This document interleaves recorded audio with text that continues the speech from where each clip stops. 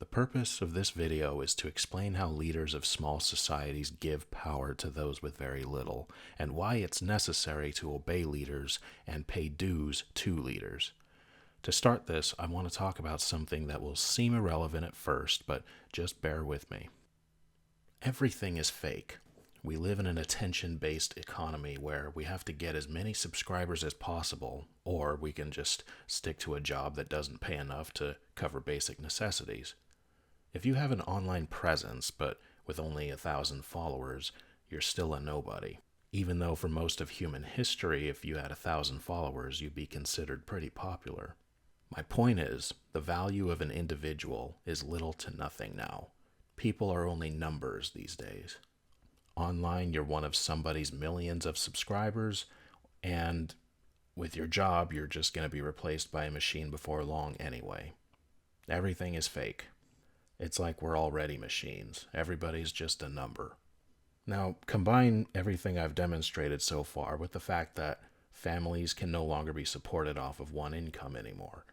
Even many trad women who believe they shouldn't be in the workforce and instead should be at home taking care of their babies, even they have to have a job to make ends meet for their family. In the past, only some women had careers, usually only being nurses or secretaries. But now, virtually all women have jobs, and in every field, even if they're not qualified for it.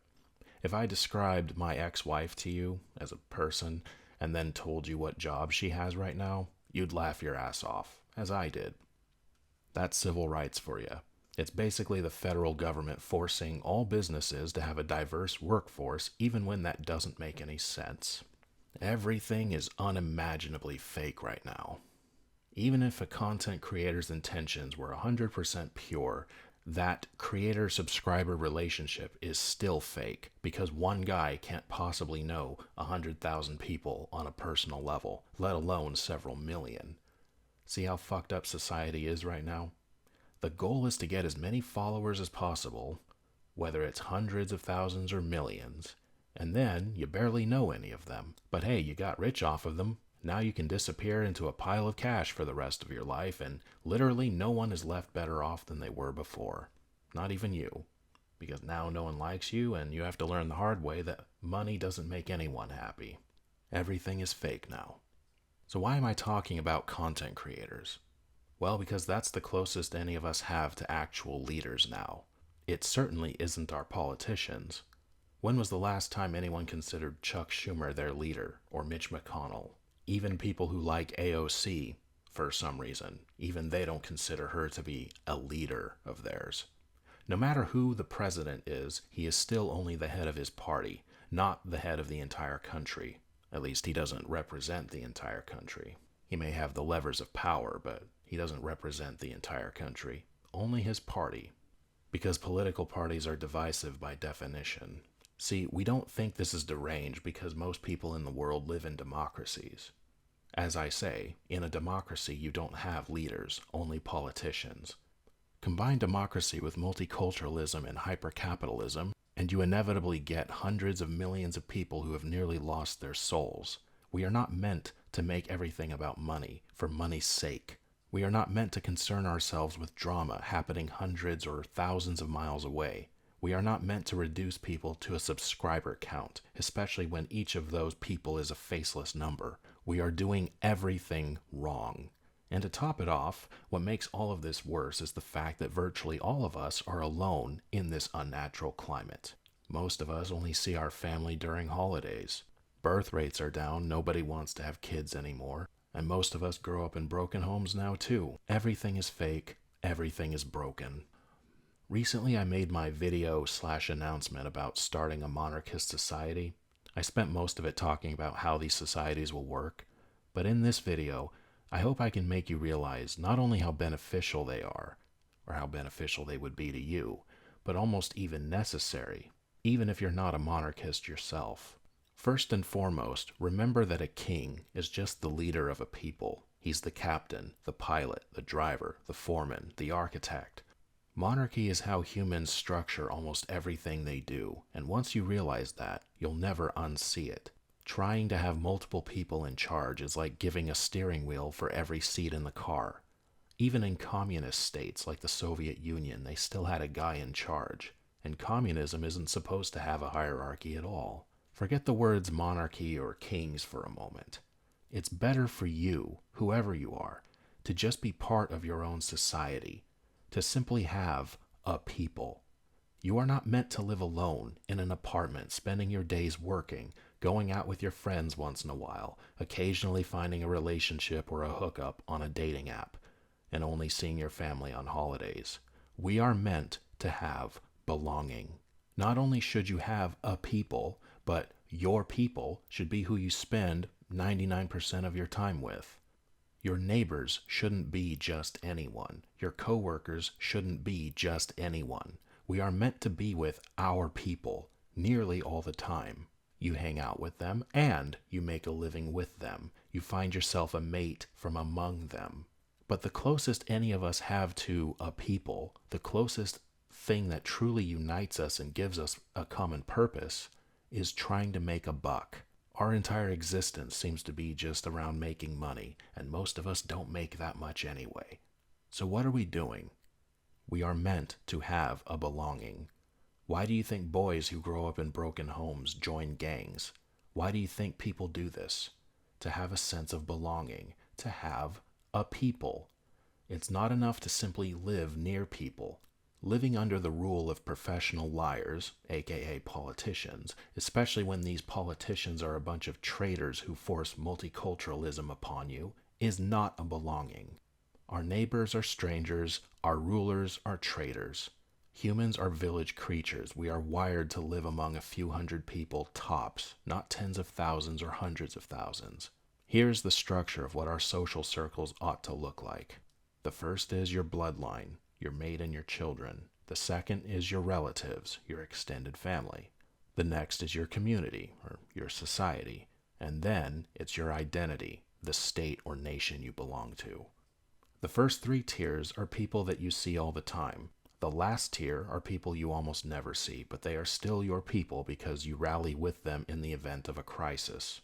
Everyone else in the world outside of these circles is not meant to be your concern on a day-to-day basis unless you're actively spreading your religion. That's it. The point of everything I've said so far is that humans are meant to stay close to each other, and every group needs a leader. It's also just a mathematical thing. People are stronger when they are together. So, what is a leader exactly? A leader is the source of stability, of order, and of power within a group. When you think about it, a leader is the group. All groups collectively wield a certain amount of power, a certain amount of resources, etc. And it's impractical to think everyone in a group can equally wield or access the full potential of the group. People have various perspectives, various opinions. People are stubborn. People are generally selfish. The leader of a group is everything the group has, and everything it can do, directed and focused for the benefit of the group. Let's say you make an average wage, and let's say you're among a group of 100 people who all make an average wage. On your own, none of you can do very much, but all of you together can accomplish great things. Democracy is, when you think about it, deliberately anti-leadership, because it pretends that groups of people can operate coherently and accomplish things together if everyone throws their input into the mix. But in reality, that creates entitlement and disorder, and ultimately, nothing gets done. And ultimately, you're not really united, are you? Groups of humans do not work together, regardless of how many things they have in common with each other, unless they have a leader. A single mind with a single vision. It's good for leaders to have many advisors, but it's never good for groups to have many decision makers. Leaders are absolutely necessary, but it can't be just anyone. A leader must understand that power and responsibility are one and the same. A leader must understand that his people are his full-time responsibility. If a leader fails to understand this, he is not fit to be a leader. A leader understands accountability. A leader should be able to put his own self-interest aside for the sake of his people, like a captain going down with the ship. The need for leadership is unavoidable, no matter how big or small a group is, and leaders need to be able to wield the power of their people on behalf of the people. Especially the leader of a non-sovereign society, like a monarchist society. He needs to be able to get things done, go to meetings, negotiate deals, defend one of his people who's been wronged in some way, make something possible for someone who couldn't have done it on their own, etc. Let's talk about the two things that a leader needs in order to do his job. First, obedience. What could be more essential to leadership than leading? It's in the word. Leaders need to be obeyed. You're not always going to like what your leader decides. That's human nature. That's inevitable. But that doesn't change the fact that your ruler must be obeyed. Rulers have several different methods of getting their people to obey them. Usually, it's the threat of consequences for disobedience. But I think the greatest rulers are respected, loved, and feared. And a ruler doesn't have to be physically powerful himself. Take one of the most famous kings of all time, the leper king Baldwin IV. He led his army to victory despite being outnumbered, only 16 years old, and decaying from leprosy. There's no such thing as a perfect ruler. Maybe you're just 16 and dying from leprosy, but you can still be a leader if you have the qualities of a leader. Men physically stronger than you will stand by you if they respect your spirit and believe in what you stand for. I say this as someone who's 6'4", strong, and perfectly healthy. Leaders don't have to have those traits. The second and final thing all leaders need to do their job is resources. More broadly, the backing of their people. They need to wield the power of their people, the potential of their people as a collective. Let me split this second point into two parts. Not confusing, I know. I had a conversation with one of my fellow monarchists. We were talking about a different monarchist friend of ours who is completely black-pilled on the West becoming monarchical again. I'll show the screenshot here. As you can see, my opinion on this mindset is, we monarchists have a real chance of growing our movement, but we can't rely on other people. We can't rely on anyone but each other. Monarchists who are serious about monarchism, the fastest way to get our movement actually moving is we need to fucking choose someone to rally behind. I'm not saying it has to be me, but whoever it is, we have to choose someone to rally behind and promote the shit out of them. Someone who is willing to do interviews and debates, someone who is willing to speak the name of monarchism full time. On our own, monarchists are nothing, but we can get substantially more accomplished if we come together and work together and rally behind a leader. You're not going to agree 100% with the views of the person you rally behind, no matter who it is, but to just simply gain ground on this front, we have to throw our weight behind someone. And this should be obvious to us since we are monarchists. It's in the word. Imagine if every time one of us released a video, specifically one of us released a video, and had 100 people who were always there waiting to share it. As soon as they saw the video released from that one person, they shared it immediately.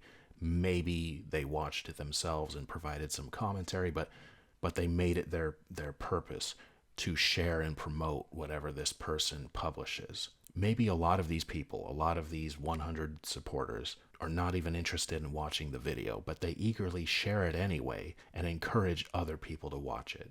Boom. Instant boost. It's not millions, it's not even thousands, but it's something. My point is, there is power in numbers, especially when there's devotion behind those numbers, and those numbers focus their collective power around an individual instead of leaving each other out in the cold. This is applicable in almost any situation. Now, I brought this up in the context of online viewership because viewership is attention and attention is exposure, but it applies to something even more important, and that is funding. This is where I talk about the thing that libertarians hate the most, but I don't care because I don't like libertarianism. Anyway, this is literally why a thing called taxes were invented. In theory, taxation is for the ruler, singular, and the ruler then hires people to serve as his government to fulfill certain tasks because the ruler can't be everywhere at once. That's a bit of an oversimplification, I know, but that is the general idea. In theory, taxes should always go directly to the ones who wield the power. And us monarchists believe only one person should wield that power. They need other people to enforce that power, but at the end of the day, only one person truly wields that power. It's a shame whenever I hear my fellow right-wingers talk about taxation being theft, to which, my retort is, well, if you mean taxes are an obligation whether you like it or not, then yes. But leaders need the means to act. Whether it's buying technology or buying land or traveling somewhere, just whatever requires the use of money and resources, leaders need those to act, to get things done for their people. Respect and rules only go so far on their own. The people have to obey them, but the people also have to give a little bit of themselves to their leaders. A portion of their time, a portion of their energy, and a portion of their resources, to give their leader the power they want him to wield on their behalf. That's why taxes exist. That's just the reality of leadership. Let me actually demonstrate what this looks like. You probably already understand this, but let me visualize this anyway. Think of the power of a ruler being derived from his people. Let's say there's 100 of you, and all 100 of you make $2,000 a month. For most people, that's only enough to survive, but not really enough to live comfortably. In principle, emphasis on the words in principle, if all 100 of you paid 10% in taxes to your ruler, to your leader, which is $200 a month per person, that equals $20,000 in total per month. Could someone get things accomplished with that much? Of course. Substantially more than any individual one of you. Now remember, all 100 of you don't make very much on your own. In fact, most of you can barely even make ends meet, but that small amount that you pay to your king, to your ruler, to your leader, he is given the means to make change for you, to help you out as a safety net, but also to make things better for you in the future. Now let's say all 100 of you live scattered across the U.S. What would you need your king to get done with that kind of monthly funding that he receives? You guys will probably want to live near each other or in the same place. Remember, you're a society. You're not a disconnected 100 random people. All 100 of you interact with each other to some extent, far more than you even talk to your king. You share the same views, lifestyle, ancestry, religion, everything you've always wanted to have in common with your immediate community. All 100 of you are the very people you want to spend most of your time with. That's why you chose to be in a society with them. So of course you'd want to live closer to each other. Your king, therefore, has the obligation to help you guys start living closer to each other. And it is through you that he would have the means to buy land, to get homes built on that land. Not after just 1 month, of course, but you get the point. These are the kinds of things that he could get done long term, if everyone does their part. Now, here's an example of something real that's technically happening right now. What if your landlord, out of nowhere, comes to you and says you only have 30 days to vacate, and you need a few $1,000s for a down payment on a new home in less than a month? That's a real situation I know about, happening right now as of the upload of this video. If this person was part of a monarchist society and it functioned the way I've been describing that it should function as, his king would be able to help him. Now, your king is not a sugar daddy. He's not there to, make all of your problems go away, because eventually he would just run out of resources to be able to do so in the first place. It's not his job to make life cozy for you, but it is his job to help you help yourself. Sometimes shit really happens, genuinely. I wouldn't blame a king in every circumstance for choosing not to lay down thousands of dollars to bail someone out of a bad situation, because again, he's not supposed to be your sugar daddy or your personal bank. But the point is, you have a king so that you can petition him for help. He is there as a resource. Not just as a resource, but also guidance. Think of a hierarchy. Your king is meant to be above you in every way. He not only has resources, but he knows people, he has connections, he has knowledge. This is his job. He does this full time, taking care of his people. He's not a sugar daddy. It's not his job to, treat you like a spoiled child, but he's meant to be everything that you need when you need him. And as far as resources go, he would be able to help because of the dues his people pay him. You all have someone to turn to when you have nowhere else to turn. And it's not just about throwing money at people. The king can also use his authority to help his people. For example, as a ruler, he can order someone else to help. Let's say two of his subjects, names Greg and Hank, live near each other. And Greg tells me, let's say I'm Greg's king, tells me that he's down on his luck and he just needs something to help lift his spirits. And I know Hank lives near him and they have a lot in common. They're both part of the society. Hank would be a perfect choice to go cheer up Greg. I would go to Hank and ask him if he's busy, and if he says he's not busy, I would tell him, go hang out with Greg. Go play some pool or something. Watch a movie. I don't care. Hank would be like, is that an order? And I would say, yes, that's an order. You said you're not busy, so go hang out with Greg.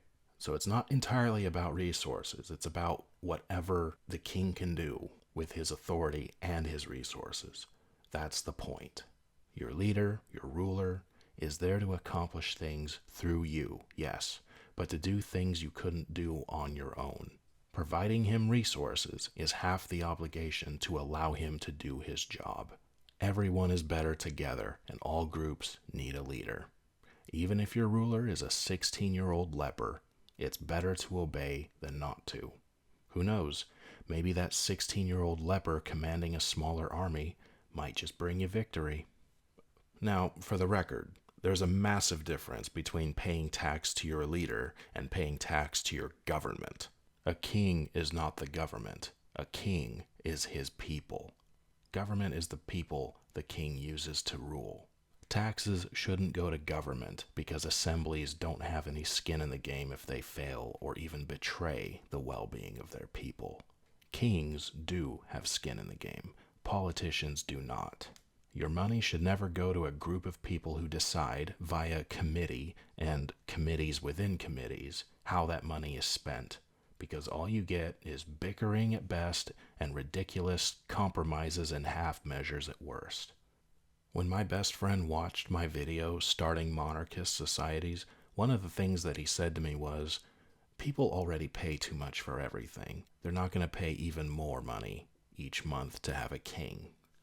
Now, that didn't faze me coming from him because he's a rather extreme hermit whose solution to all of society's problems is to just run away from them. But objectively, he might have had a point if it weren't for the fact that this is a solution to all of our problems. Being part of a monarchist society is not some random subscription to Netflix or something. If I had a leader that I truly believed in, I'd pay that leader every cent that I had to spare. Instead, it seems I have to be that leader, at least for now. And I want there to be a lot more monarchist societies out there, not just my own. I want to encourage everyone to start doing this. Start your own or join one. I truly believe this is the solution to the democracy problem. This is how we get people to start believing in monarchy.